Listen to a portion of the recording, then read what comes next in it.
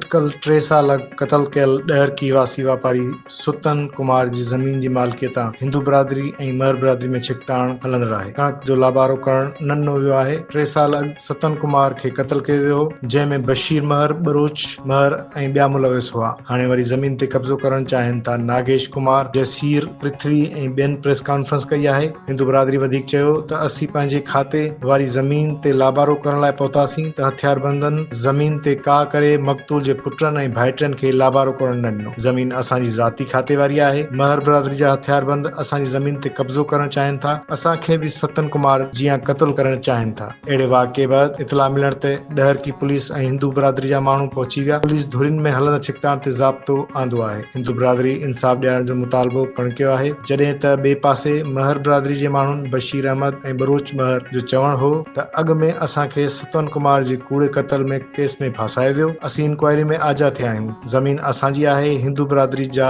नागेश, पृथ्वी ऐं ॿिया कब्ज़ो करण चाहिनि था। महर बिरादरी जे माण्हुनि मामले जी शफ़ाफ़ इंक्वायरी करे इंसाफ़ फराहम करण जो मुतालबो कयो आहे। अहिड़े वाक़े बैदि इलाइक़े में ख़ौफ़ ऐं हिरास वारी सूरत हाल पकड़ियल आहे। असां हिकु भेरो ॿीहर ॿुधाईंदा हलूं त डहरकी में 3 साल अॻु क़त्ल थियल वापारी सुतन कुमार जी ज़मीन जी मालिकी खां हिंदू बिरादरी ऐं महर बिरादरी में छिकताण वधी वई आहे ऐं हिंदू बिरादरी खे कणक जो लाबारो करण न ॾिनो वियो आहे। उन्हनि खां कुझु करो, कुझु ठा कयो, यार मर्डर करे विया, ज़मीन ई खाई वेंदा आहिनि। स्टेट में दम ई न आहे, रियासत थकी वई आहे। अॼु ॾिसो साईं, पुलिस एसएसओ साहब खे असां घुरायोसीं, एचएसओ साहब आया आहिनि, हिते वेठा आहिनि। हार्वेस्टर हली आहे, उन्हनि जा 100 माण्हू नची हमलो कयो। मौजूदगी में सर, मौजूदगी में फायर लॻल आहे हार्वेस्टर खे। तव्हां वीडियो लाइव में हूंदो, तव्हां संगत जी वीडियो लाइव में हूंदो, जेको हिननि असांजे पत्थर नुक़सान ऐं लाठियूं उन्हनि वटि जेका बंदूका हुयूं उहे रखी आया साइड। उन्हनि खे सिधा मां लाइव वीडियो में बि चयो आहे, मारो था, असां बीठा आहियूं, असां कोन छॾींदासीं।